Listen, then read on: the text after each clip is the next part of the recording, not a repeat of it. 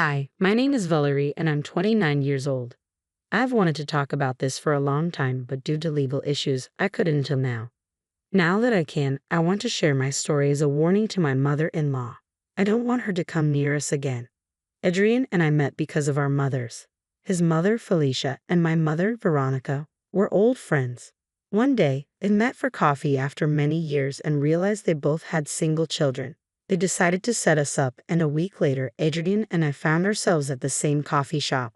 Though it was a bit awkward that our mothers set us up, we quickly warmed up to each other. We found out we had a lot in common, like our love for action movies and pizza. We were so engrossed in our conversation that we didn't notice the time passing. As the sun began to set, we said goodbye but promised to meet again soon. The next week, we met for a newly released action movie and pizza. We continued to go on dates almost every week for the next 2 months. I found myself falling deeply in love with Adrian. He also fell in love with me, which I could tell because his face would light up every time he saw me. He paid close attention to everything I said, and if I mentioned something I wanted, he would often surprise me with it on our next date. I loved his sense of humor, how attentive he was, and how much he cared for me. Because of this, I was the one to make the first move and ask him to be my boyfriend. He enthusiastically said yes. We officially introduced each other as a couple to our parents. Both our mothers were overjoyed and proud that they had brought us together. However, over time, I noticed a change in Felicia's behavior toward me. She became cold and distant, sometimes making snide remarks under her breath. When I asked her why she was behaving that way or why she said something rude, she always told me it was nothing or tried to convince me I was imagining things. This bothered me a lot, and one day, I spoke to Adrian about it. He got angry and promised to make sure his mother treated me properly. I was grateful for that. I knew how much Adrian loved his mother, but the fact that he would stand up for me against her made me incredibly happy. I don't know what Adrian said to his mother, but after that, Felicia treated me like she used to before her behavior changed. I was grateful and enjoyed the stress-free time. Adrian and I dated for 2 years before deciding to get married. Our wedding was a small and intimate ceremony with only our closest friends and family present. Shortly after we got married, tragedy struck. Adrian's mother, Felicia, had her house burned down due to faulty electrical wiring. Thankfully, she was safe. Felicia was alright and unharmed as she had been out when the house caught fire. Since she had no place to stay, we opened our home to her. She lived with us for the next year. During that year, Adrian and I experienced great success in our careers. We were in a good place to start a family and decided to try. Within 2 months, I got pregnant. Adrian and I were overjoyed. We had always talked about being parents, and the fact that our dream was coming true made us feel really good. However, our joy slowly started to fade as Felicia gradually became more controlling. I suffered from a lot of morning sickness and cramping. My legs got swollen, making it hard to do household chores because all my energy was spent at work. Felicia couldn't stand this. She would yell at me to do her work. One day, I came home early from work because I was in too much pain. I lay down on the bed and took a short nap. But I was rudely awakened a little while later by Felicia. She began yelling at me for not having done her laundry. Disoriented from being woken up, I asked Felicia what she was talking about. "Valerie, why didn't you do the laundry today? Now I have nothing to wear." "Wait, what? Why didn't you do your own laundry?" "It's not my responsibility." "It's your responsibility as the host to take care of that." "I'm literally in so much pain right now. Are you trying to start a fight about this?" "Oh, come on. You're just making a big deal out of it. Pregnancy isn't that bad. You're exaggerating for attention. You have no idea what I'm going through. It's not easy for me to manage work and house chores when I'm feeling so unwell." "That's not my problem. I was pregnant once too, and I never experienced all this." "Get out. Get out. Get out of the room. Get out of the house. Get out of my life. How dare you talk to me like I'm faking everything? Who are you? Can you feel what I'm feeling? Get out." Felicia looked scared and quickly left the room. I couldn't believe her audacity. How dare she try to tell me my pain wasn't real? What would I gain from faking my pain? At the same time, I was yelling at Felicia. Adrian had come home from work.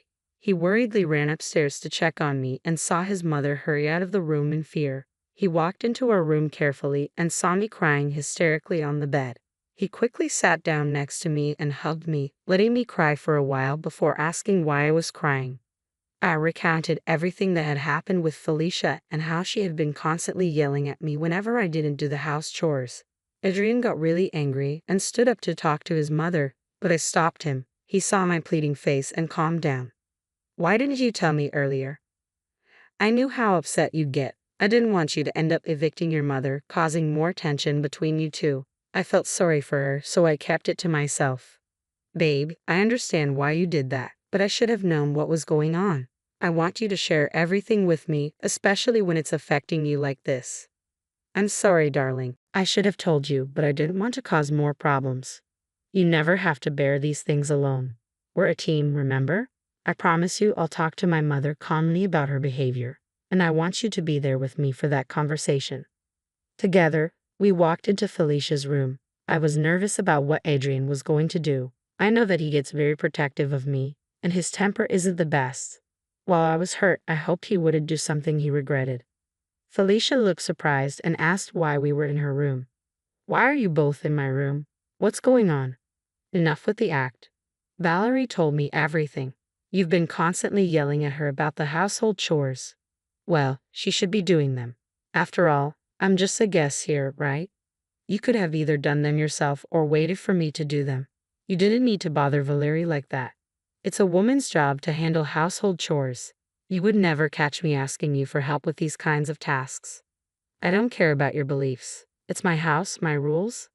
I'm your mother. You can't tell me what to do. This is my home, and if you can't respect that, then maybe it's time you find another place to live. You can't do that. I have nowhere else to go. The only reason I haven't evicted you already is because Valerie asked me not to, but if you cross the line again, I won't hesitate. I promise I won't do it again. Just please don't kick me out.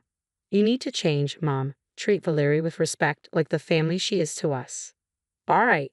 The rest of my pregnancy went relatively smoothly. My symptoms eased as I progressed further along. Finally, I gave birth to a healthy baby girl. Adrian and I were overjoyed to welcome our precious daughter into our family. We named her Ava. I stayed in the hospital for 2 more days after giving birth.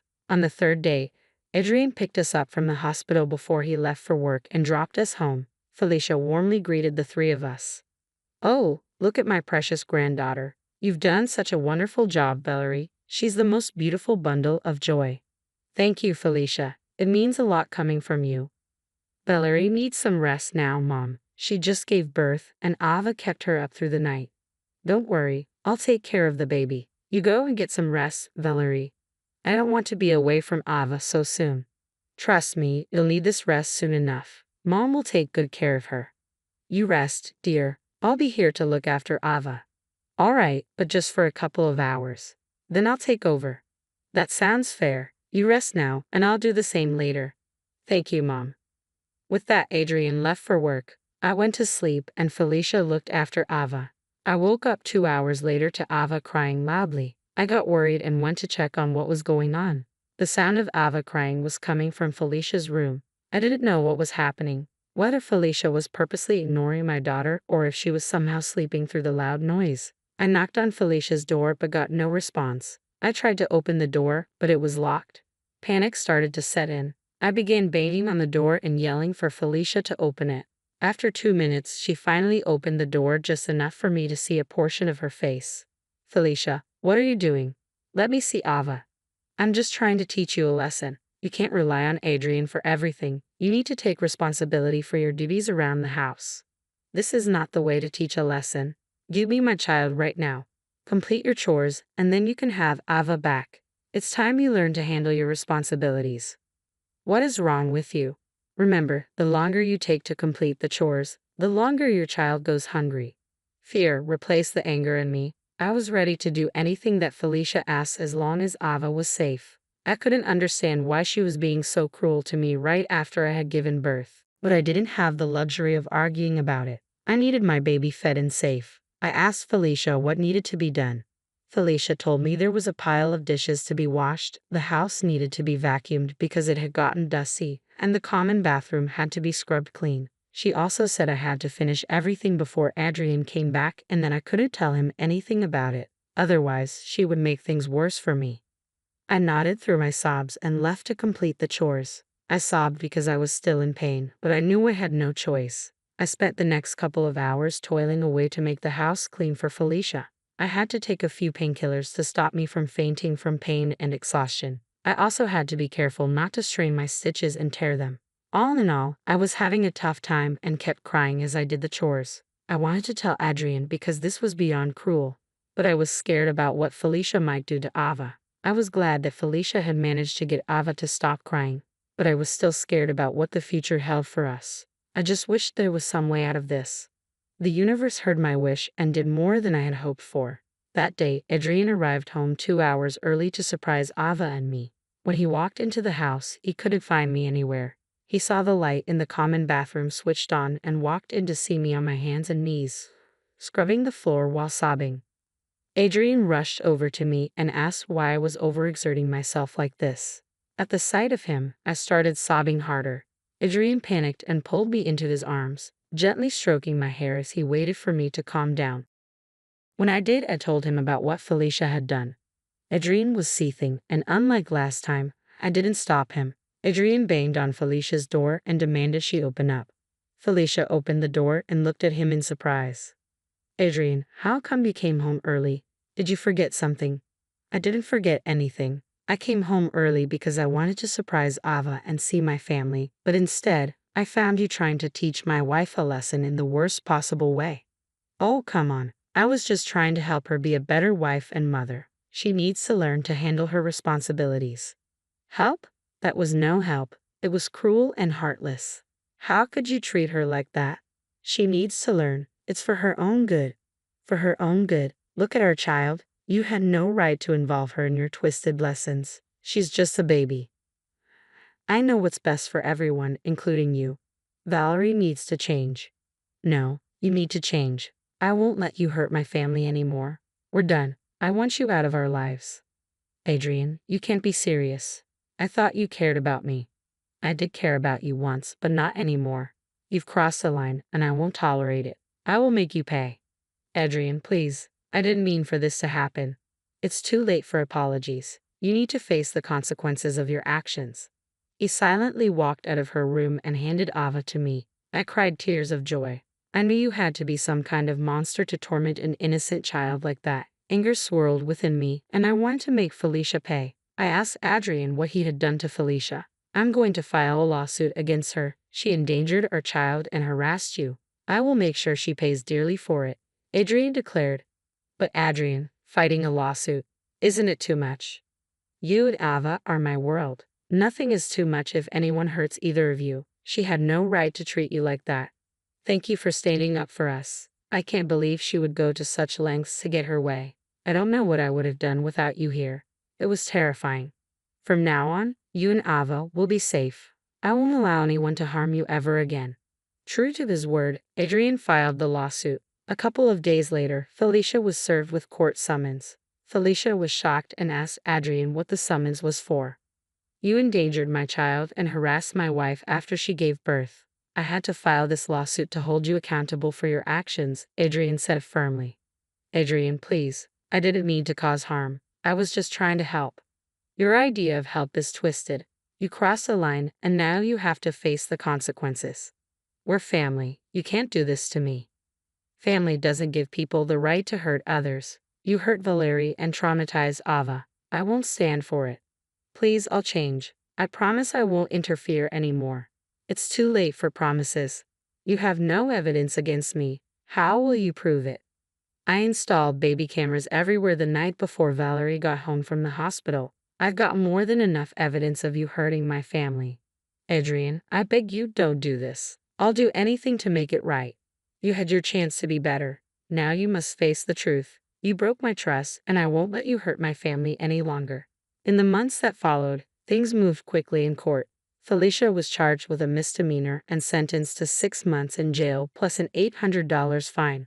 When the judge announced the sentence, Felicia broke down and started wailing in the courtroom. Adrian didn't seem to care about her tears and instead looked satisfied that she got what she deserved.